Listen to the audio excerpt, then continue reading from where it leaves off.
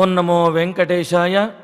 యోంతః ప్రవిశ్య మమ వాచమిమాం ప్రసుప్తాం సంజీవయత్యఖిల శక్తిధరస్వధామ్నా అన్యాన్శ్చ హస్తచరణశ్రవణత్వగాదీన్ ప్రాణాన్నమో భగవతే పురుషాయ తుభ్యం.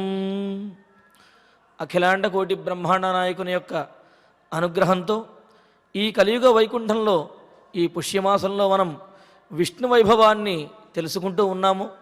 విష్ణు వైభవంలో భాగంగా భగవానుని యొక్క పరమాత్మ యొక్క విభవ అవతారాల గురించి మనం తెలుసుకుంటూ ఉన్నాము.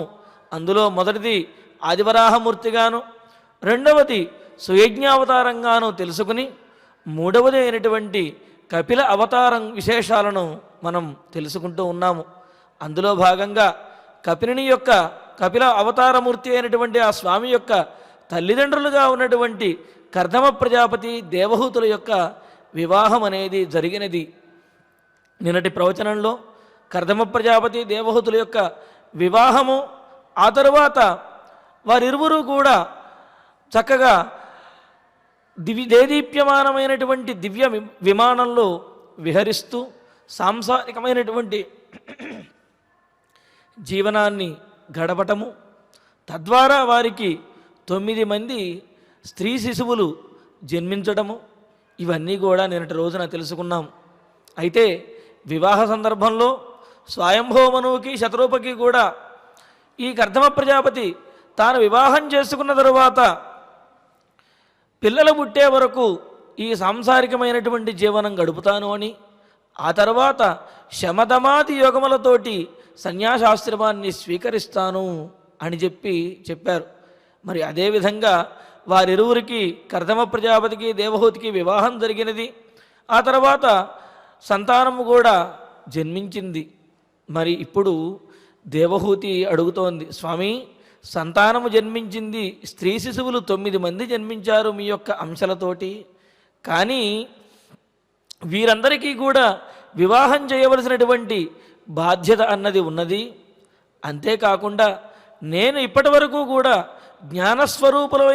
స్వరూపులైనటువంటి మీ వద్ద తెలుసుకోవలసినటువంటి జ్ఞానాన్ని తెలుసుకోకుండా ఈ సంసారమే ముఖ్యమైనది, ప్రధానమైనది అని భావించి ఈ సాంసారికమైనటువంటి జీవనంలోనే గడుపుతూ వచ్చాను. అయితే జ్ఞానబోధ కూడా నాకు కావాలి. ఈ జ్ఞానబోధతో పాటు నాకు ఒక పుత్రుడు కూడా కలగాలి. ఎందుకు అంటే మీరు సన్యాసాశ్రమాన్ని స్వీకరించి వెళ్ళిపోయిన తర్వాత మరి మీ అంశను చూస్తూ నేను జీవించాలి అంటే, జ్ఞానబోధను పొందాలి అంటే ఒక జ్ఞానమూర్తి అయినటువంటి ఒక పుత్రుడు నాకు కలగాలి అని ప్రార్థిస్తే, అప్పుడు కర్దమ ప్రజాపతి ఈమె అడిగినటువంటి కోరికలో న్యాయం ఉన్నది అని భావించి నీ గర్భాన సాక్షాత్తు శ్రీమన్నారాయణుడే అవతరిస్తాడు అని ఈయన వరాన్ని ఇచ్చారు. అలా కాలం గడుస్తూ ఉన్నది. అలా నడుస్తూ ఉంటే ఆ తర్వాత ఒకానొక సందర్భంలో పరమాత్మ ఈమె యొక్క గర్భాన ఆవిర్భవించేటప్పటికీ అప్పుడు ఆ సందర్భంలో ఈ ప్రకృతి అంతా కూడా ఎలా పులకరిస్తున్నదనే విషయాన్ని తెలియజేస్తున్నాడు. అదేవిధంగా భగవానుడే నీ గర్భాన ఆవిర్భవించడానికి కారణం మరొకటి కూడా చెబుతున్నాడు. ఏమిటి అంటే, ఒకానొక సందర్భంలో భగవానుడే ప్రత్యక్షమయ్యి నీ భార్య యొక్క గర్భాన నేను జన్మించి నీకు పుత్రునిగా అవతరిస్తాను అని కర్దమ ప్రజాపతికి వరము ఇచ్చాడు. కావున తప్పనిసరిగా ఆయనే జ్ఞానమూర్తిగా అవతరిస్తాడనే విషయాన్ని చక్కగా తెలియజేశాడు. మాభిదో రాజపుత్రీద్ధం ఆత్మానం ప్రత్యనిందితే భగవాన్స్తేక్షరో గర్భం అదూరాత్ సంప్రపత్స్యతే అని చెప్పేటప్పటికీ ఈ విధంగా నువ్వు భగవంతుణ్ణే ఆరాధిస్తూ ఉండు, నా వల్ల నీకు ఆ భగవానుడు గర్భాన జన్మిస్తాడు అని చెప్పేటప్పటికీ కొంతకాలం ఆ విధంగా గడుస్తూ ఉన్నది. ఈ దేవహూతి కూడా పరమాత్మనే ఆరాధిస్తూ ఆశ్రమంలో శమదమాది అనేకమైనటువంటి నియమాలు పాటిస్తూ భర్తను సేవిస్తూ ఉన్నది. కొంతకాలం తర్వాత తస్యాం బహుతిథే కాలే భగవాన్ మధుసూదన కార్దమం వీర్యమాపన్న జజ్ఞేగ్నిరివదారుణి. కొంతకాలం గడిచిన తర్వాత ఈమె గర్భం దాల్చింది. ఆ గర్భంలో సాక్షాత్తు శ్రీమన్నారాయణుడు ప్రవేశించాడు. ఆ తరువాత అరణిలో యజ్ఞం చేసేటప్పుడు అరణి మథనం చేస్తే ఆ అరణిలోంచి బాలాగ్ని ఉద్భవించినట్లుగా, అంటే ఆ బాలాగ్ని అంటే అన్ని రకాల అగ్నుల్లోనూ కూడా పరమ పవిత్రమైనటువంటిది, యజ్ఞాది కర్మలను చేయటానికి యోగ్యమైనటువంటిది, జ్ఞానస్వరూపమైనటువంటిది ఆ అరణిలోంచి వచ్చేటటువంటి అగ్ని. దానినే బాలాగ్ని అంటారు. అటువంటి బాలాగ్నిలాగా, అరణిలోంచి వచ్చే బాలాగ్నిలాగా ఈ దేవహూతి నుండి మా స్వామివారు పరమాత్మ ఒక శిశువు ఆవిర్భవించారు. ఆయనే కపిలుడు. ఆ విషయం కూడా చెప్పబోతున్నారు. అవాదయంస్తదా వ్యోమ్ని వాదిత్రాణి ఘనాఘనా గాయంతి తం స్మ గంధర్వా నృత్యంతి అప్సరసో ముదా. స్వామివారు ఈ విధంగా భూలోకంలో దేవహూతి గర్భాన ఆవిర్భవించేటప్పటికీ ఈ ప్రకృతి అంతా కూడా పులకిస్తున్నది. ఇంతేకాదు స్వర్గము నుండి దేవతలందరూ కూడా పుష్పవర్షాన్ని కురిపిస్తున్నారు. అదేవిధంగా దేవతలందరూ కూడా వాయిద్యాలను ధరించి వారు అదేవిధంగా ఆ శంఖధ్వనిని చేస్తూ వాయిద్యములను వాయిస్తూ ఉంటే ఈ ప్రపంచమంతా కూడా ఉత్సవంతో మారుమ్రోగుతూ ఉన్నది. అంతేకాదు అప్సరసలు అనేక విధాలుగా నృత్యం చేస్తూ ఉన్నారు, గంధర్వులు గానం చేస్తూ ఉన్నారు. అలాగే ఈ మేఘములు ఏవైతే ఉన్నాయో మేఘములు చల్లని చిరు జల్లులను వర్షిస్తూ ఉన్నాయి. తృప్తిరితి వృష్టౌ బలమితి విద్యుతి అనే విధంగా వేదం చెప్పినట్టుగా దేవతలకు భగవంతునికి తృప్తి కలిగినప్పుడు చిన్న వర్షాన్ని కురిపిస్తారట. మరి ఆ విధంగా పుష్పవర్షం కురుస్తోందా అన్నట్లుగా ఆకాశము నుండి వర్షము కురుస్తూ ఉన్నది. అవాదయంస్తదా వ్యోమ్ని వాదిత్రాణి ఘనాఘనా గాయంతి తం స్మ గంధర్వా నృత్యంత్యప్సరసో ముదా పేతుస్సుమనసో దివ్యా ఖేచరైరపవర్జితా ప్రషేదుశ్చ దిశః సర్వా అంబాంసి చ మనాంసి చ. దిక్కులన్నీ కూడా ప్రసన్నంగా ఉన్నాయి, చాలా ఆహ్లాదకరంగా ఉన్నాయి. అదేవిధంగా అన్ని తటాకములలోనూ అన్ని బావులు కూపములలోనూ వీటన్నింటిలో కూడా నీరు సమృద్ధిగా ఉన్నాయి. పంటలన్నీ కూడా సస్యశ్యామలంగా పండడానికి సిద్ధంగా ఉన్నాయి. ఈ ప్రపంచము ఈ ప్రకృతి అందరి యొక్క మనస్సులు కూడా చాలా ప్రశాంతంగా ఉన్నాయట. ఇంకా ఆ సందర్భంలో పరమాత్మ ఆ దేవహూతి యొక్క గర్భం నుండి ఆవిర్భవించారు అనే విషయాన్ని తెలియజేస్తూ, మరి ఆ విధంగా పరమాత్మ ఆవిర్భవించేటప్పటికీ సకలలోక పితామహుడైనటువంటి బ్రహ్మగారు కూడా మరీచి మొదలైనటువంటి ఋషులందరితో కలిసి వెంటనే ఆ కర్దమ ప్రజాపతి యొక్క ఆశ్రమానికి విచ్చేశాడు. తత్కర్దమాశ్రమపదం సరస్వత్యా పరిశ్రితం స్వయంభూ సాకమృషిభిః మరీత్యాదిభిః అభ్యయాత్. సరస్వతీ నది చేత పరివృతమైనటువంటి ఆ కర్దమ ప్రజాపతి యొక్క ఆశ్రమానికి మరీచి మొదలైనటువంటి ఋషులందరితో కలిసి బ్రహ్మగారు విచ్చేశారు. విచ్చేసి ఎంతో ఆనందించాడు. లోక కళ్యాణము కోసము పరమాత్మ ఈ భూమండలం మీద అవతరించేటప్పటికీ బ్రహ్మగారికి అదేవిధంగా ఆ ఋషులందరికీ కూడా ఆనందము పట్టలేకుండా ఉన్నారు. సభాజయన్ విశుద్ధేన చేతసా తచ్చికీర్షితం ప్రహృష్యమాణైరసుభిః కర్దమం చేదమభ్యదాత్. ఈ విధంగా వారి యొక్క ఆనందాన్ని ఆశీస్సుల రూపంలో తెలియజేస్తూ ఈ భూమి మీదకి కర్దమ ప్రజాపతి యొక్క ఆశ్రమానికి బ్రహ్మ మరీచ్యాది ఋషులందరూ కూడా విచ్చేశారట. విచ్చేసి వెంటనే బ్రహ్మగారు కర్దమ ప్రజాపతితో అంటున్నాడు. కర్దమ ప్రజాపతి ఎవరు? బ్రహ్మగారి యొక్క పుత్రుడే. దాంతో ఈయన వచ్చి అంటున్నాడు, త్వయా మే పచితిస్తాత కల్పితా నిర్వ్యళీకతః యన్మే సంజగృహే వాక్యం భవాన్ మానదమానయన్. ఇందులో ఒక విశేషం కూడా ఉన్నది. సహజంగా పుత్రుడు జన్మించినప్పుడు ఏ విధమైనటువంటి ఆనందం కలుగుతుందో మరి మనుమడు జన్మించినప్పుడు అంతకు మించినటువంటి ఆనందం కలుగుతుంది ఆ తాతగారికి. ఎందుకు అంటే తన వంశము అభివృద్ధి చెందింది అని చెప్పి. ఇక్కడ చూడండి, సకలలోక పితామహుడైనటువంటి వాడు బ్రహ్మగారు. మరి ఆ బ్రహ్మగారికి తండ్రి ఎవరు అంటే మహావిష్ణువు. బ్రహ్మగారికి పుత్రుడు కర్దమ ప్రజాపతి. ఆ కర్దమ ప్రజాపతికి పుట్టినటువంటి వాడు మరలా మహావిష్ణువే అవతరించాడు. అంటే తనకు తండ్రి అయినటువంటి మహావిష్ణువు తన పుత్రునికి అవతరించాడు అంటే మరి బ్రహ్మగారి యొక్క ఆనందమునకు అవధులు లేవు. అందుకనే వెంటనే బ్రహ్మలోకాన్ని విడిచి సరస్వతీ నదీ తీరంలో ఉన్నటువంటి కర్దమ ప్రజాపతి యొక్క ఆశ్రమానికి విచ్చేశాడు. స్వామి ఎప్పుడైతే అవతరించాడో వెంటనే అవతరించిన వెంటనే ఆవిర్భవించి కర్దమ ప్రజాపతిని ఈ విధంగా కీర్తిస్తూ ఉన్నాడు. త్వయా మే పచితిస్తాత కల్పితా నిర్వ్యళీకత యన్మే సంజగృహే వాక్యన్ భవాన్ మానదమానయన్. పుత్ర కర్దమ ప్రజాపతి, నీవు నేను చెప్పినటువంటి మాటను అనుసరించి ఈ విధంగా వివాహాన్ని చేసుకుని సంతానాన్ని పొందావు. తండ్రి కోరుకునేదేముంటుంది? పుత్రుడు తన మాట వినడం తప్ప తండ్రి పెద్దగా కోరుకునేదేమీ కూడా ఉండదు పుత్రుడి నుంచి. ఆ విధంగా నువ్వు నా మాటను గౌరవించి ఇలాగా నేను చెప్పినట్లుగా సృష్టి కార్యక్రమాన్ని అదేవిధంగా ఈ సృష్టినంతటిని కూడా నడిపించడానికి సంతానాన్ని పొంది మరలా నీ యోగంలో నీవు ఉన్నావు. కావున నాకు చాలా ఆనందంగా ఉన్నది అంటూ ఇంకొక మాట చూడండి అంటున్నాడు. ఏతావత్యేవ శుశ్రూష కార్య పితరిపుత్రకై బాఢమిత్యనుమన్యేత గౌరవేణ గురోర్వచ అని. పుత్రుడు చేయవలసినటువంటి పని ఏమిటి? పుత్రుడి నుంచి తండ్రి ఏమి కోరుకుంటాడు? ఇంతకంటే ఇంకేమీ కోరుకోడు అని చెబితే ఏతావత్యేవ శుశ్రూష కార్య పితరిపుత్రకై, ఇదే సేవ కోరుకుంటాడట. ఏ సేవ?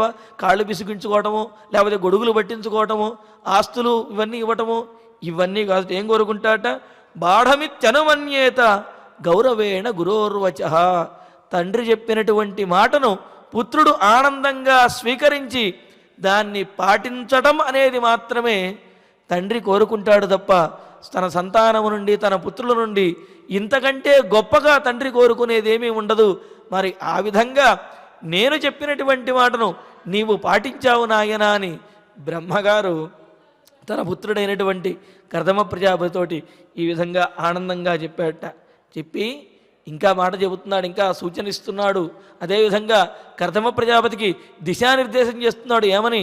నాయనా, నీకు 9 మంది స్త్రీ శిశువులు ఆడపిల్లలు కలిగారు కదా, మరి వారందరూ కూడా వివాహములైన తర్వాత ఈ సృష్టిని మరింతగా వృద్ధి చెందించి ఈ సమస్త చరాచర సృష్టిని పరిపాలించేటటువంటి వారిగా, అంటే అన్నిటికీ కూడా పితరులైనటువంటి వారిని వివాహం చేసుకుని వారు కూడా ఈ సంతతిని, ఈ మను సంతతిని పెంచుతారు అని చెబుతున్నారు.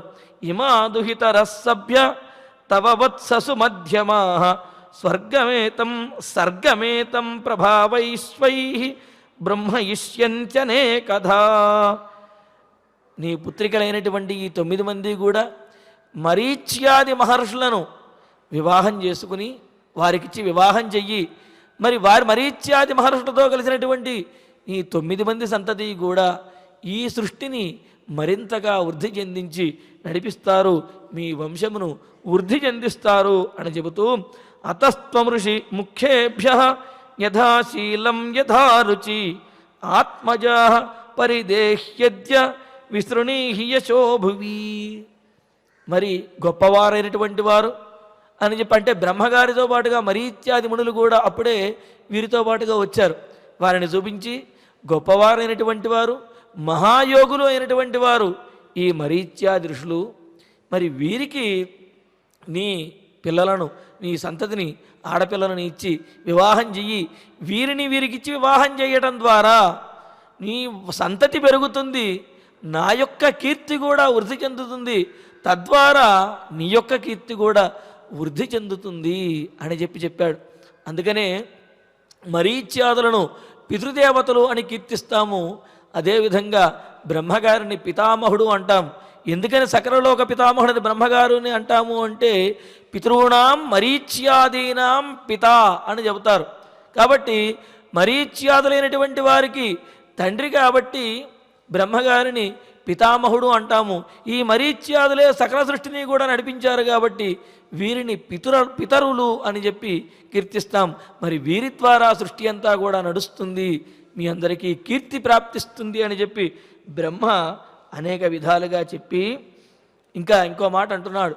నీ గర్భాన పరమాత్మ అవతరిస్తాడు అనే విషయం నాకు తెలుసు నాయన. అందుకనే నేను కూడా ఎంతో ఆనందించి ఇక్కడికి విచ్చేశాను అని చెబుతూ, అదేవిధంగా బ్రహ్మగారు దేవహూతితో కూడా కొన్ని మంచి మాటలను చెబుతూ ఉన్నాడు. అమ్మా, నీ గర్భాన ఆవిర్భవించినటువంటి ఈ శిశువు సామాన్యమైనటువంటి వాడు కాదు, సాక్షాత్తు శ్రీమన్నారాయణుడే. కావాలంటే చూడు, ఇతని యొక్క కేశములు సువర్ణ ఖచ్చితమైనటువంటి వర్ణముతోటి భాసిల్లుతూ ఉన్నాయి. అదేవిధంగా ఇతని యొక్క పాదములలో పద్మరేఖలన్నీ కూడా గోచరిస్తూ ఉన్నాయి.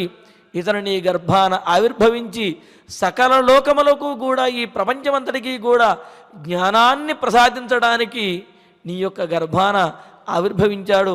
అటువంటి జ్ఞానమూర్తికి జన్మనిచ్చినటువంటి నీ జన్మధన్యము అని చెప్పి అనేక విధాలుగా దేవహూతిని కూడా కీర్తించి ఇంకొక మాట అంటున్నాడు. అయం సిద్ధ గణాధీశ సాంఖ్యాచార్యై సుసమ్మత లోకే కపిల ఇత్యాఖ్యాం గంతాతే కీర్తివర్ధన. ఈయన సహజంగా యోగులలో సిద్ధులు అని అంటారు. అంటే అన్నీ కూడా సిద్ధింపజేసుకుని పరమాత్మ యందే మనస్సు లగ్నం చేసి యోగ సమాధిలో ఉండేటువంటి వారిని సిద్ధులు అని అంటాం. అటువంటి సిద్ధులందరికీ కూడా అధీశుడిగా, గొప్పవాడిగా ఉండేటటువంటి వాడు, ప్రముఖుడిగా ఉండేటటువంటి వాడు నీ పుత్రుడైనటువంటి ఇతను కపిలుడు అనే పేరుతోటి నీ యొక్క కీర్తిని, నా యొక్క కీర్తిని, కర్దమ ప్రజాపతి యొక్క కీర్తిని, అందరి యొక్క కీర్తిని కూడా వర్ధిల్లే విధంగా చేస్తాడు అని ఆ జన్మించినటువంటి శిశువుకి కపిలుడు అనే నామకరణాన్ని సాక్షాత్తు బ్రహ్మగారే చేశారు. అలా చేసి ఎంతో ఆనందాన్ని ఒసగి, ఆనందాన్ని ఆస్వాదించి అక్కడ నుంచి బ్రహ్మగారు హంసవాహనాన్ని అధిష్ఠించి తన బ్రహ్మలోకానికి వెళ్ళిపోయారు.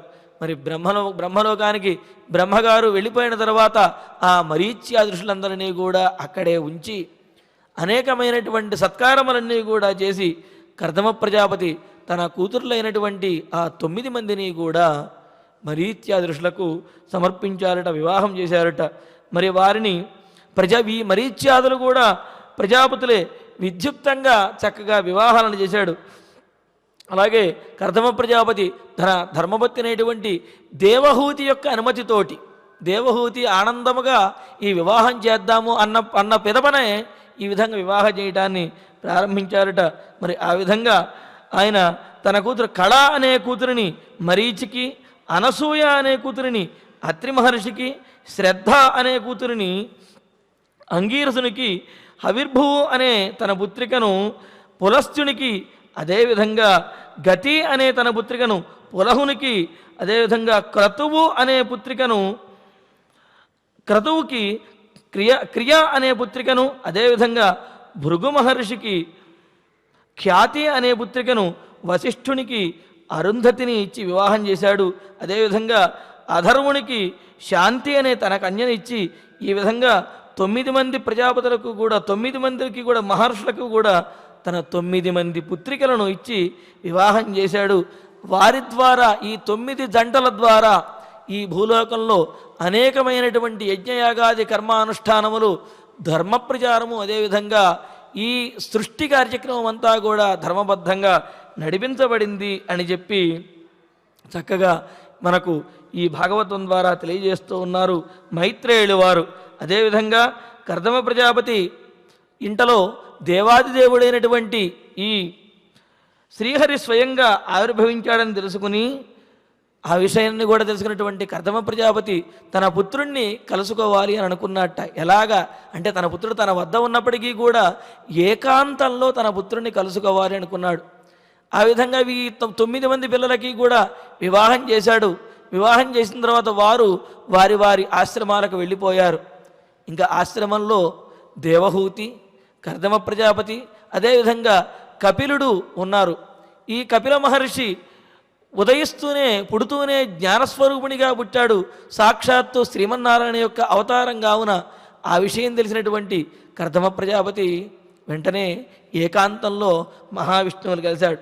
కలిసి, స్వామి, కపిలునిగా నా ఇంట పుట్టి నీవు నన్ను తరింపజేశావు. అయితే నేను ఈ సాంసారికమైనటువంటి జీవనాన్ని గడపాలి అని అనుకోవడం లేదు. నీవు జన్మించావు కావున నా జన్మ సార్థకమైంది. ఇక నేను శమదమాది భక్తి యోగములతోటి నిన్నే ఆరాధిస్తూ మోక్షాన్ని పొందాలి అని అనుకుంటున్నాను అని కర్దమ ప్రజాపతి కపిల మహర్షి కపిలునితోటి చెప్పేటప్పటికీ తాన్యేవతేభిరూపాణి రూపాణి భగవన్స్తవ యాని యాని చరోచంతే స్వజనానామరూపిణ అని చెబుతూ, స్వామి నీవు అవతరించేది మాబోటి వారిని ఉద్ధరించడం కోసమే. ఎవరికి ఏ రూపంలో ఎప్పుడు అవసరమో వారిని అనుగ్రహిస్తూ ఆయా రూపాలలో నువ్వు అవతరిస్తూ ఉంటావు. కావున నీవు అవతరించడం ద్వారానే నేను తరించాను, అంతేకాదు నా రుణత్రయం అనేది తీరింది అని చెబుతున్నాడు. సహజంగా మనిషి పుడుతూనే 3 రుణాలతో పుడతాడట. ఋషి రుణము, దేవరుణము, పితృరుణము అని చెప్పి ఈ 3 రుణాలతోటి జన్మిస్తూనే రుణగ్రస్తుడిగా పుడతాడు మానవుడు. మరి అలా పుట్టినటువంటి వాడికి ఆ రుణము ఎలా తీరుతుంది అంటే బ్రహ్మచర్యేణ ఋషిభ్య అని బ్రహ్మచర్యాశ్రమాన్ని పాటించడం ద్వారా ఋషి రుణము తీరుతుంది. యజ్ఞేన దేవేభ్య యజ్ఞయాగాది కర్మానుష్ఠానము చేయడం ద్వారా దేవరుణము తీరుతుంది. ప్రజయా పితృభ్య అని చెప్పినట్లుగా సంతానమును కనడం ద్వారా మన పితృరుణం అనేది తీరుతుంది. ఆ విధంగా నేను బ్రహ్మచర్యాశ్రమాన్ని పాటించాను, నిన్ను అనేక విధాలుగా యజ్ఞయాగాది కర్మానుష్ఠానములతోటి అర్చించాను.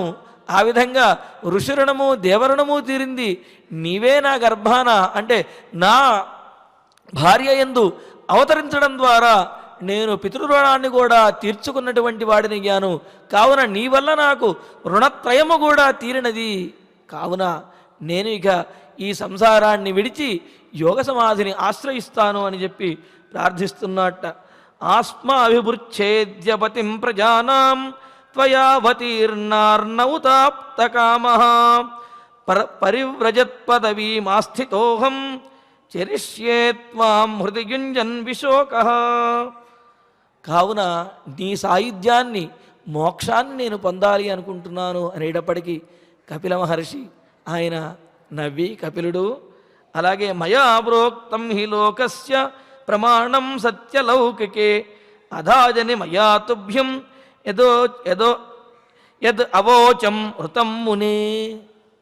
నాయన, ఈ విధంగా నీ ఇంట ఆవిర్భవించడం అనేది నేనేదో కొత్తగా నీకు ఇచ్చినటువంటి వరము కాదు. నీవు చేసినటువంటి కర్మానుష్ఠానములకు ఫలితంగా నీకు ఇచ్చినటువంటి వర ప్రభావంతో నేను ఈ విధంగా ఉత్తమమైనటువంటి చోట ఆవిర్భవించాలి అనేటువంటి ధ్యేయంతో నేను ఇక్కడ ఆవిర్భవించాను. నేను ఆవిర్భవించడంలో కేవలం నా గొప్పతనమే కాదు, నీ గొప్పతనం కూడా ఉన్నది అని చెబుతూ ఇంకా మాట అంటున్నాడు. ఇక్కడ ఈ అవతారము యొక్క పరమ ఉద్దేశ్యాలు 2 ఉన్నాయి. ఈ విధంగా నీ ఇంట నేను అవతరించడానికి, ఈ కపిల అవతారాన్ని దాల్చడానికి 2 ముఖ్యమైనటువంటి ఉద్దేశ్యాలు ఉన్నాయట. ఏమిటి అంటే ఈ సూక్ష్మమైనటువంటి శరీరం నుండి మోక్షాన్ని కోరేటటువంటి మునులకు ఆత్మసాక్షాత్కారాన్ని, అంటే వారిలో ఉండేటువంటి ఆత్మసాక్షాత్కారం ఏది వాస్తవమో అనే విషయాన్ని తెలియజేయటం అనేది ఒక ఉద్దేశ్యము అయితే, అదేవిధంగా ఈ ప్రకృతి యొక్క తత్వాన్ని, ఈ ప్రపంచము యొక్క తత్వాన్ని లోకానికి బోధించడం అనేది 2వ ఉద్దేశ్యము. ఈ విధంగా ఆత్మతత్వాన్ని బోధించడానికి, ఈ ప్రకృతి యొక్క తత్వాన్ని బోధించడానికే జ్ఞానమూర్తిగా నేను నీ ఇంట అవతరించాను అని కపిలుడు, ఆ కపిల అవతారమూర్తి అయినటువంటి మహావిష్ణువు కర్దమ ప్రజాపతికి చెప్పాడు. ఆ విధంగా చెప్పిన తర్వాత గచ్చకామం మయా పృష్టో మయి సన్యస్త కర్మణ జిత్వా సుదుర్జయం మృత్యుం అమృతత్వాయ మాం భజ. నాయనా, నీవు ఓ కర్దమ ప్రజాపతి, నీవు యథాసుఖంగా నీవు వెళ్ళదలుచుకున్న చోటకి వెళ్ళి నీవు యోగధ్యానాన్ని పొంది మృత్యువును తరించి అమృతత్వాన్ని, మోక్షాన్ని నీవు తప్పనిసరిగా పొందెదవు అని చెప్పి ఇంకా మాట అంటున్నాడు. ఏమని?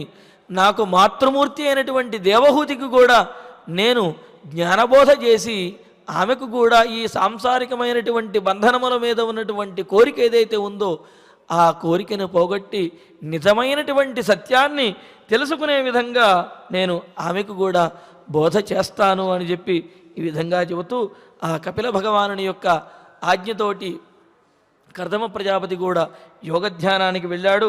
ఆ తర్వాత ఇంకా చెబుతూ ఉన్నాడు. కపిల భగవానుడు ఈ విధంగా ప్రజాపతికి చెప్పిన తర్వాత ఆయన దేవహూతిని చూచి ఇంకా అంటూ ఉన్నాడు, ఎవరైతే ఈ ఊర్మిషట్కాన్ని జయిస్తారో, అంటే ఈ జీవుని యొక్క పరిస్థితి ఎలా ఉంటుంది, జీవుడు ఏ విధంగా ఈ లోకంలో తిరుగుతూ ఉంటాడనే విషయాన్ని చెబుతూ మందహాసం చేస్తూ అంటున్నాడు, తల్లి ఈ జీవుడు మనస్సు, ఈ జీవుని యొక్క మనస్సు ఏదైతే ఉందో అది భవబంధాలను, అంటే ఈ సాంసారికమైనటువంటి జీవనాన్ని ఆశ్రయించడానికే ప్రయత్నిస్తుంది. దానికి కారణము ఇంద్రియములు. ఇంద్రియములు తాము చూచినటువంటి వాటన్నిటి మీద కూడా అవి ఆకర్షితమయ్యి మనస్సుని లాగి ఈ జీవిని వాటి యందు ప్రవర్తించే విధంగా చేస్తూ ఉంటుంది. కావున మనస్సుని కనుక నిగ్రహించుకున్నట్లయితే ఈ జీవనం అనేది సుఖవంతంగానూ జ్ఞానవంతంగానూ చేసుకోవటం అనేది చాలా తేలిక అవుతుంది. అందుకనే చెబుతారు, ఆత్మానం రథినం విద్ధి శరీరం రథమేవచ ఇంద్రియాణి హయానాహు మనఃప్రగ్రహమేవచ అని. ఈ శరీరం రథమైతే కనుక ఈ శరీరానికి కట్టబడినటువంటి గుర్రములు ఇంద్రియములుట. ఆ గుర్రములు ఈ శరీరము అనేటువంటి ఈ జీవిని లాక్కుని వెళ్ళిపోతూ ఉంటాయి. మరి ఆ గుర్రాలని ఎలా అదుపు చేయాలంటే పగ్గములతోటి అదుపు చేయాలి. ఆ పగ్గము ఏదో కాదు, మన మనస్సు. మనస్సు అనే పగ్గముతోటి ఇంద్రియములోనే గుర్రములను కనుక అదుపు చేసి రథాన్ని సరైనటువంటి మార్గంలో కనుక ఉంచినట్లయితే ఈ శరీరము, ఈ జీవి అనే రథము మోక్ష మార్గాన్ని ఆశ్రయిస్తుంది, లేకపోతే అధోగతి పాలయ్యేటటువంటి అవకాశం ఉన్నది అని చెప్పి ఈ విధంగా జ్ఞానబోధ చేయటానికి ప్రారంభించి వాసుదేవే భగవతి సర్వజ్ఞే ప్రత్యగాత్మని పరేణ భక్తిభావేన లబ్ధాత్మా ముక్తబంధన. కర్దముడితో కూడా ఇంకా చెబుతూ ఉన్నాడు, ఎవరైతే పరవాసుదేవుడి యందు, పరంబ్రహ్మ యందు తన భక్తిని నిలిపి మనస్సు యందు ఆయననే ధ్యానిస్తూ తాను వాసుదేవుని యందు ఉన్నాను, సర్వత్రా కూడా వాసుదేవుడే ఆవరించి ఉన్నాడు అని అంతర్యామిగా అన్నింటి యందు కూడా పరమాత్మను ఎవరైతే చూస్తారో అటువంటి వారు పరమాత్మ యొక్క అనుగ్రహాన్ని పరిపూర్ణంగా పొందగలుగుతారు అని చెప్పి ఈ విధంగా చెప్పారు. చెప్పిన తర్వాత ఇంకా దేవహూతి ఇంకా అడుగుతూ ఉన్నది, నాయన నేను ఇప్పటి వరకు కూడా ఈ సాంసారికమైనటువంటి జీవనమే చాలా గొప్పది, ఇందులోనే ఆనందము ఉన్నది అని నేను భావించాము.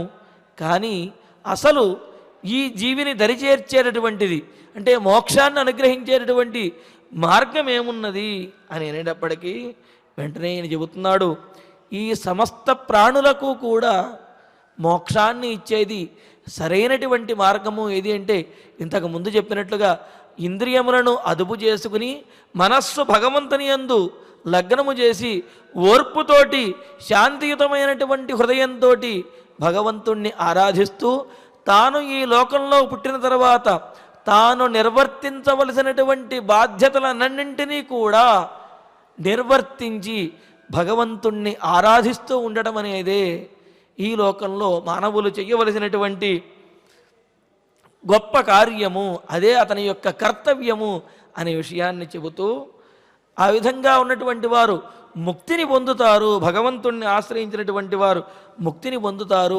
నిరంతరము హరినామ స్మరణ, అదేవిధంగా హరినామ శ్రవణము, భగవద్విషయాలన్నిటిని కూడా వినటము, వీటి ద్వారా ముక్తిని పొందుతారు అని చెబుతూ, మరి ముక్తి కంటే కూడా గొప్పది ఏది అని ప్రశ్నిస్తే దానికి చెబుతూ ఉన్నాడు, ముక్తి కంటే కూడా గొప్పది భగవంతుణ్ణి సేవించడము, భాగవతులని ఆశ్రయించడము. అంటే భగవంతుని సేవించడము, భగవద్భక్తులను సేవించడము కూడా ముక్తి కంటే కూడా చాలా గొప్పది అని చెబుతూ, శరీరంలో ఉన్నటువంటి జఠరాగ్ని రూపంలో కూడా తానే అందరి యొక్క శరీరాల్లో ఉండి వారిని నడిపిస్తూ ఉంటాను.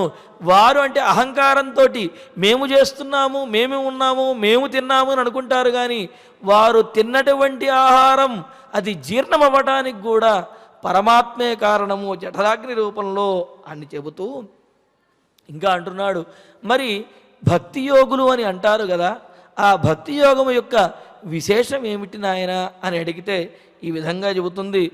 అన్ని కర్మలను కూడా నారాయణుని యందు పరమాత్మ యందు లగ్నం చేసి ఆయనే అన్ని కర్మలను నిర్వర్తిస్తాడు అని సాత్విక త్యాగం అంటుంటారు. భగవానేవ స్వనీయామ్య స్వరూపస్థితి ప్రవృత్తి అనేన ఆత్మన అని చెబుతూ స్వార్థ స్వకర్తృభావేన స్వయమేవ ప్రీతం కారయితుం ఉపక్రమతే అంటారు. అంటే ఏదైనా గొప్ప కార్యం చేస్తుంటే భగవానుడే నా చేత ఈ పని చేయించుకుంటూ ఆయన ఆనందిస్తున్నాడు అని చెప్పి అంతా కూడా భగవానుని యొక్క మహిమే అని భావిస్తూ నారాయణార్పణం చేస్తూ హరి పరమాత్మ యొక్క పాదములను సేవిస్తూ ఎవరైతే ఉంటారో అదేవిధంగా తమ యోగ శక్తితోటి ఇంద్రియములను అదుపు చేసి తమ ధ్యానమును తమ మనస్సును బుద్ధిని కూడా పరమాత్మ యందే లగ్నము చేసి ఎవరైతే ఉంటారో వారినే భక్తి యోగులు అని అంటారుట. అని అంటే ఈ విధంగా భక్తి యోగుల గురించి తెలుసుకున్న తర్వాత అటువంటి భక్తి యోగులు ఎవరైతే ఉంటారో నన్ను ఆశ్రయించే భక్తి యోగులు వారికి బిడ్డగాను అదేవిధంగా మిత్రునిగాను అలాగే పుత్రునిగాను భార్యగాను భర్తగాను గురువుగాను దైవంగా వారిని ఆశ్రయించి ఉండి వారికి కావలసినటువంటి కార్యములన్నింటినీ కూడా నేనే నెరవేర్చుతాను, భగవానుడే నెరవేర్చుతాడు అని చెప్పి ఈ విధంగా తెలియజేశాడు. మనం కూడా ఇంతకుముందు తెలుసుకుంటూనే ఉన్నాం. అర్జునుడికి మిత్రుడిగా ఉండి పరమాత్మ అర్జునుడు చేయవలసినటువంటి కార్యములన్నింటినీ కూడా సాధించి పెట్టాడు. వసుదేవునికి పుత్రుడిగా ఉండి, అంతెందుకు ఇక్కడ కర్దమ ప్రజాపతికి పుత్రుడిగా ఉండి ఆయన సాధించవలసినటువంటి కార్యములన్నింటినీ కూడా సాధించి పెట్టాడు. ఈ విధంగా భర్తగా పుత్రునిగా గురువుగా అనేక విధాలుగా పరమాత్మ తనను ఆశ్రయించినటువంటి భక్తులందరితో ఉండి వారి కార్యములను నెరవేర్చడానికి తన అవతారములను దాల్చి భక్తులను అనుగ్రహిస్తూ ఉంటాడు. ఇదే భక్తి యోగము అని చెప్పి కపిలుడు తన తల్లి అయినటువంటి దేవహూతికి ఈ విధంగా జ్ఞానబోధ చేస్తూ ఉన్నాడు. ఇంకా ప్రకృతి యొక్క విశేషాలను రేపటి ప్రవచనంలో మనం తెలుసుకుందాము. ఇక ఈనాడు పారాయణ కార్యక్రమాన్ని నిర్వహించుకుందాము. శ్రీమద్భాగవతంలో యశోదాదేవి చేసినటువంటి బాలరక్షా స్తోత్రాన్ని మనం పఠించుకుంటూ ఉన్నాము. దాని యొక్క అర్థాన్ని కూడా వివరించుకుందాము. ఇప్పుడు పారాయణ చేద్దాము. నేను చెబుతాను, ఆ తర్వాత మీరు పలకండి. అవ్యాదజః అంఘ్రిమణిమాన్ తవజాన్వధోరు యజ్ఞోచ్యుతః కటితటం జఠరం హయాస్యః హృత్కేశవః త్వదుర ఈశ ఇనస్తు కంఠం విష్ణుర్భుజం ముఖమురుక్రమః ఈశ్వరః కం చక్ర్యగ్రతః సహ గదః హరిరస్తు పశ్చాత్ తత్పార్శ్వయోః ధనురసి మధుహాజనశ్చ కోణేషు శంఖ ఉరుగాయ ఉపర్యుపేంద్రః తార్క్ష్యః క్షితౌ హలధరః పురుషः సమంతాత్ ఇంద్రియాణి హృషీకేశః ప్రాణాన్నారాయణోవతు శ్వేతద్వీపపతిశ్చిత్తం మనోయోగేశ్వరోవతు వృష్ణిగర్భస్తు తే బుద్ధిం ఆత్మానం భగవాన్ పరః క్రీడంతం పాతు గోవిందః శయానం పాతు మాధవః వ్రజంతమవ్యాద్వైకుంఠః ఆసీనం త్వాం శ్రియః పతిః दैनं त्वां श्रियः पतिः भुञ्जानं यज्ञभुक्पातु भुञ्जानं यज्ञभुक्पातु सर्वग्रहभयङ्करः सर्वग्रहभयङ्करः डाकिन्यो यातु धान्यश्च ढाकिन्यो यातु धान्यश्च कूष्माण्डायैर्भकग्रहाः कूष्माण्डायैर्भकग्रहाः भूतप्रेतपिशाचाश्च भूतप्रेतपिशाचाश्च यक्षरक्षो विनायकाः यक्षरक्षो विनायकाः कोटरारेवती ज्येष्ठा कोटरारेवती ज्येष्ठा पूतना मातृकादयः पूतना मातृकादयः उन्मादाये ह्यपस्माराः उन्मादाय ह्यपस्माराः देहप्राणेन्द्रियद्रुहः देहप्राणेन्द्रियद्रुहः स्वप्नदृष्टा महोत्पाताः स्वप्नदृष्टा महोत्पाताः वृद्धबालग्रहाश्च ये वृद्धबालग्रहाश्च ये सर्वे नश्यन्तु ते विष्णोः सर्वे नश्यन्तु ते विष्णोः नामग्रहणभीरवः नामग्रहणभीरवः इति श्रीमद्भागवते श्रीमद्भागवते दशमस्कन्धे दशमस्कन्धे श्रीबालरक्षास्तोत्रम् श्रीबालरक्षास्तोत्रम् యశోదాదేవి తన చిన్ని కృష్ణుడిని ఒళ్ళోకి తీసుకుని ఆయనకు దృష్టి తీస్తూ రక్ష కడుతూ ఈ విధంగా స్తోత్రాన్ని పఠించింది. పరమాత్మ అనేకమైనటువంటి రూపాలతోటి తన భక్తుల్ని రక్షిస్తూ ఉంటాడు. మరి చిన్నపిల్లలకి అనేకమైనటువంటి బాలారిష్టాలు ఉంటూ ఉంటాయి.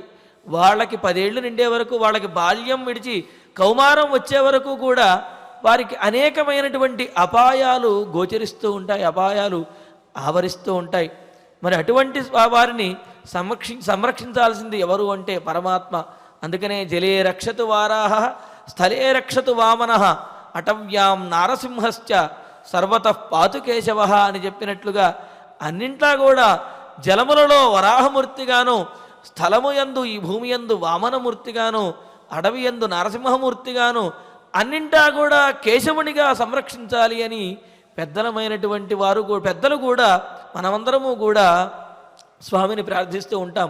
మరి పిల్లలను సంరక్షించాలి అంటే పిల్లలకు ఉండే అపాయాలు అనేకమైనవి కావున, అదేవిధంగా వారు జ్ఞానంలో పరిణతి చెంది ఉండరు కావున వారికి అపాయమేది ఉపాయమేది, ఏది మంచి ఏది చెడు అనే విషయం తెలియదు కావున వారు చేసే ప్రతి పని యందు కూడా అపాయము పొంచి ఉంటుంది.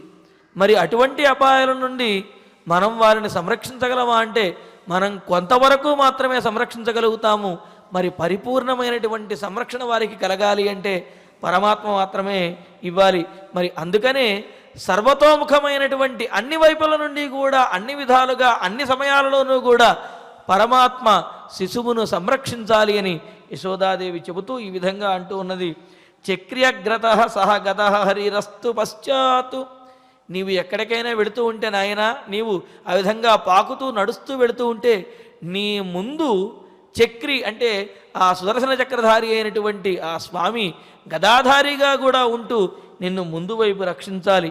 అదేవిధంగా పశ్చాత్ నీ వెనుకాల ఆయన హరిరస్తు పశ్చాత్ సర్వపాపములను కూడా సర్వ సంకటములను కూడా తీర్చేటటువంటి ఆ పరమాత్మ హరి అనే పేరుతోటి నీ వెనుకాల ఉండి సంరక్షించాలి. త్వత్పార్శ్వయోధనురసి మధుహాజనశ్చ. మరి ముందు వెనకాల సంరక్షించాలి అని చెబుతూ ఇక ఎడమవైపున కుడివైపున కూడా ఆ ధనుర్ధారి అయినటువంటి శార్ంగపాణి అయినటువంటి ఆ పరమాత్మ శ్రీమన్నారాయణుడు నీకు 2 వైపులా కూడా సంరక్షించాలి అని. అంటే ఇప్పుడు చూడండి, ముందు వెనుక 2 ప్రక్కలా కూడా 4 అంటే ఇప్పుడు 4 దిక్కులలోనూ నీకు సంరక్షణ కలగాలి అని చెబుతూ మరి కోణములు ఉన్నాయి. కోణములు ఏవైతే ఉన్నాయో ఆగ్నేయము, ఈ విధంగా నైరుతి అని, ఈ విధంగా ఆ కోణములలో మరి ఎవరు సంరక్షిస్తాడు అంటే కోణేషు శంఖవురుగాయ ఉపర్యుపేంద్ర. కోణముల యందు ఆ పరమాత్మ మహావిష్ణువు నిన్ను సంరక్షించాలి. అదేవిధంగా ఉపేంద్రుడు అనే పేరుతోటి ఇంద్రుడితో పాటుగా స్వర్గ పట్టాభిషేకం చేయించుకున్నటువంటి ఆ పరమాత్మ నిన్ను ఉపరిభాగంలోనూ అదేవిధంగా తార్క్ష్యక్షితవు గరుడవాహనాన్ని అధిష్ఠించినటువంటి స్వామి ఈ భూమండలం మీద, అదేవిధంగా హలధర పురుష సమంతాత్, హలధర అదేవిధంగా ఆయుధం అంటే నాగలిని ధరించినటువంటి బలరామమూర్తి అయినటువంటి స్వామి, శేషాంశమూర్తి అయినటువంటి స్వామి అన్నింటా కూడా నిన్ను సంరక్షించాలి అని చెప్పి ఏ విధంగా ఏ వైపు నుండి కూడా ఈ శిశువుకి అపాయములు అనేవి రాకుండా అన్నింటా కూడా సమస్త దిక్కుల యందు పరమాత్మ శిశువును సంరక్షించాలి అని చెబుతూ, ఇంకా ఆ చుట్టూ సంరక్షించాలి అని చెబుతూ, మరి ఈయన యొక్క ఈ శిశువు యొక్క ఇంద్రియములను ప్రాణములను కూడా ఆయా దేవతలు, ఆయా దేవతా రూపంలో ఉన్నటువంటి పరమాత్మ సంరక్షించాలని ప్రార్థిస్తూ, ఇంద్రియాణి హృషీకేశ, హృషీకేశుడు అనే పేరుతోటి నీ యొక్క ఇంద్రియములన్నింటినీ కూడా సంరక్షించాలి. అందుకనే చూడండి, కొన్ని చోట్ల మనం గమనిస్తూ ఉంటాం, పుట్టినప్పుడు చక్కగా ఉన్నప్పటికీ కూడా ఏదో పడటం వల్లనో ఏదో ప్రమాదం జరగటం వల్ల ఆ ఇంద్రియములు, చెవులు కానివ్వండి, నోరు కానివ్వండి, అదేవిధంగా స్పర్శ జ్ఞానము, ఇటువంటి జ్ఞానాన్ని పిల్లలు కోల్పోతూ ఉంటారు. మరి అటువంటి ఇంద్రియములకు ఎలాంటి ఆపద కలగకూడదు. హృషీకేశుడు అనే పేరుతోటి పరమాత్మని యొక్క ఇంద్రియములను సంరక్షించుగాక. అలాగే నారాయణుడు అంటే నారములు అంటే నారములు అంటే నీరు, వాటి యందు నివాసముగా ఉండేటటువంటి వాడు పరమాత్మ. ఈ సమస్త లోకముల సమస్త జీవుల యొక్క హృదయములలో ప్రాణభూతంగా ఉండేటటువంటి పరమాత్మ ఎవరైతే ఉన్నారో ఆ పరమాత్మ నీ ప్రాణములను రక్షించుగాక. అలాగే శ్వేతద్వీప పతిశ్చిత్తం, వైకుంఠంలో శ్వేతద్వీపము అనేటువంటి ఒకనొక ద్వీపం ఉంది. ఆ ద్వీపంలో పారిజాత వృక్షం యొక్క నీడలో, ఆదిశేషుని యొక్క పడగల యొక్క నీడలో స్వామివారు వీరాసనంలో కూర్చుని ఉండి భక్తులందరినీ, ముక్తులైనటువంటి వారినందరినీ కూడా దివ్యమంగళ విగ్రహుడిగా అనుగ్రహిస్తూ ఉంటాట, వారికి జ్ఞానస్వరూపుడిగా గోచరిస్తూ ఉంటాట. మరి అటువంటి శ్వేతద్వీపపతి అయినటువంటి ఆ శ్రీమన్నారాయణుడు నీ యొక్క చిత్తమును, నీ యొక్క ఆలోచనలను, బుద్ధిని సంరక్షించుగాక. మనోయోగేశ్వరోవతు, నీ యొక్క మనస్సును ఆ యోగేశ్వరుడైనటువంటి పరమాత్మ అనుగ్రహించుగాక అని చెబుతూ, పృశ్నిగర్భస్థు తే బుద్ధిం ఆత్మానం భగవాన్ పరః, నీ యొక్క బుద్ధిని పృశ్నిగర్భుడిగా ఆవిర్భవించినటువంటి ఆ నారాయణుడు నీ ఆత్మను ఆ భగవంతుడైనటువంటి మహావిష్ణువు అని ఇలా చెప్పి, మరి పిల్లలు ఎప్పుడు ఇంట్లోనే కూర్చోరు, తల్లిదండ్రుల యొక్క సంరక్షణలోనే ఉండరు, వారు ఆడుకోవటానికి బయటకు వెళుతూ ఉంటారు. మరి అటువంటిప్పుడు ఏమైనా ఆపదలు కలగవచ్చు కదా. అందుకని క్రీడంతం పాతు గోవింద అని చెబుతూ, క్రీడంతం పాతు గోవింద అని ఈ గోవిందుడు ఎవరైతే ఉన్నారో, గోవిందుడు అనే పేరుతోటి అందరినీ కూడా సంరక్షించేటటువంటి ఆ స్వామి ఆడుకుంటూ ఉండేటటువంటి ఈ శిశువుని సంరక్షించుగాక. ఆట ఆడేటప్పుడు కూడా ఆ శిశువులకు సంరక్షణ ఉండాలి అని చెబుతూ, శయానం పాతు మాధవ, నిద్రపోయేటప్పుడు కూడా పరమాత్మ రక్షించాలి అని. నిద్రపోయేటప్పుడు రక్షించేది ఏముందండి? తల్లి యొక్క ఒడిలోనో ఆ పక్కలలో పడుకుంటాడు కదా. అంటే మనం చూస్తూ ఉంటాం, నిద్రపోయేటప్పుడు పిల్లలు మంచం మీద నుంచి కింద పడుతూ ఉంటారు. కింద పడి కూడా వాళ్ళు ఏదో లేచి మళ్ళీ కూర్చుంటారు తప్ప వాళ్ళకి పెద్దగా దెబ్బలేమీ తగలవు. దానికి కారణం మన పెద్దలందరూ కూడా, పెద్దవాళ్ళు, ముసలివాళ్ళు అంటూ ఉంటారు, భగవంతుడే వీళ్ళని రక్షిస్తూ ఉంటాడు అని. మరి ఆ విధంగా నిద్రపోయేటటువంటి శిశువును కూడా పరమాత్మ సంరక్షించాలి అని ఈ విధంగా నడిచేటప్పుడు, కూర్చున్నప్పుడు, భోజనము చేసేటప్పుడు కూడా. ఎందుకు అంటే శిశువులకు తాము ఏమి తింటున్నామనే విషయం కూడా తెలియదు. ఆ తినేది అమృతమా, విషమా, హాని చేస్తుందా, మంచి చేస్తుందా, ఇటువంటి జ్ఞానం ఏది ఉండదు. కావున ఆ ఆహారం తీసుకునేటప్పుడు కూడా పరమాత్మ భుంజానం యజ్ఞభుక్పాతు, ఏదైనా ఆహారం తీసుకునే సమయంలో నిన్ను ఆ యజ్ఞవరాహమూర్తి అయినటువంటి స్వామి నిన్ను సంరక్షించుగాక అని ఈ విధంగా యజ్ఞభుక్పాతు సర్వగ్రహ భయంకర అంటూ ఈ విధంగా బాలారిష్టగ్రహాలు ఏవైతే డాకిని, ఎని, కూష్మాండాహ అనే ఈ అర్భక గ్రహాలు ఏవైతే ఉంటాయో వాటన్నింటి నుండి కూడా నీకు సంరక్షణ కలగాలి. కోటర, రేవతి, పూతన మొదలైనటువంటి బాలగ్రహాలు, అదేవిధంగా పిల్లలను ఇబ్బంది పెట్టేటటువంటి ఈ పైశాచిక గ్రహాలు ఏవైతే ఉన్నాయో వాటన్నింటి నుండి కూడా ఈ శిశువుకి రక్షణ కలగాలి. వాటన్నింటి నుండి కూడా పరమాత్మ ఈ శిశువును సంరక్షించాలి అని చెప్పి, అదేవిధంగా చివరిగా ఇంకొక మాట కూడా, స్వప్నంలో కూడా అనేకమైనటువంటి దుష్టగ్రహాల ప్రభావం వల్ల ఉన్నట్టుండి పసిపిల్లలు ఏడుస్తూ ఉంటారు, ఉలిక్కిబడి లేస్తూ ఉంటారు. ఆ విధంగా ఆ స్వప్నంలో కూడా ఎటువంటి దుష్టగ్రహ ప్రభావము శిశువుల మీద ఉండకూడదు అని చెప్పి చెబుతూ యశోదాదేవి కృష్ణ పరమాత్మకు తన చిన్ని కృష్ణునికి, ఆ బాలకృష్ణునికి దృష్టి తీస్తూ పరమాత్మ అన్నింటా కూడా సంరక్షించాలి అని రక్షణ కవచంగా ఈ స్తోత్రాన్ని పఠించింది. మనము కూడా మన పిల్లల యొక్క రక్షణ కోసం ప్రతిరోజు ఈ స్తోత్రాన్ని పఠించి కుంకుమను వారి యొక్క నుదుటన గనక ఉంచినట్లయితే, వారి ముఖం మీద ఉంచినట్లయితే వారికి పరమాత్మ రక్షకునిగా ఉండి ఆ పిల్లను సంరక్షిస్తారనే విషయాన్ని పెద్దలు మనకు తెలియజేశారు. ఇక ఇప్పుడు ఈ కార్యక్రమంలో, ఈ ప్రవచనంలో కానివ్వండి, పారాయణలో జరిగినటువంటి పొరపాట్లను మన్నించమని, దోషములను మన్నించమని స్వామిని ప్రార్థిస్తూ క్షమాప్రార్థన మంగళాదులతోటి ఈ కార్యక్రమాన్ని సుసంపన్నం చేసుకుందాము.